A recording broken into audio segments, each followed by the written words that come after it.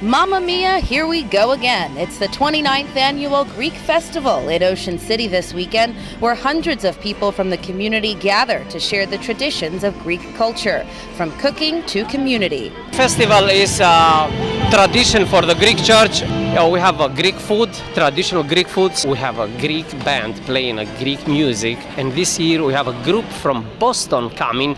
They're going to dance on Saturday, 4:30, 6:30 and 8:30, traditional Greek dance. Held at the Convention Center, the Greek Festival features authentic home-cooked meals and desserts, from gyros to baklava to loukoumades. The loukoumades are made on the spot.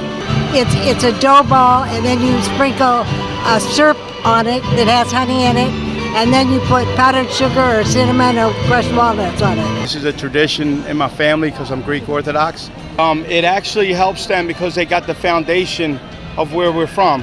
The three-day event is hosted by the St. George Greek Orthodox Church in Ocean City. The small church made headlines recently for its financial hardship. Last month, Ocean City police arrested a church employee for allegedly embezzling upwards of $10,000. The church president says he's unable to comment since the investigation is still ongoing, but does say events like this help keep the church afloat. Everything we do is for the church, benefits the church, and all for the community. It's something different, something new in this community.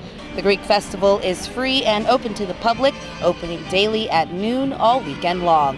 In Ocean City, Nicole Lee Denado for WRDE Del Mar Vazone, NBC Station.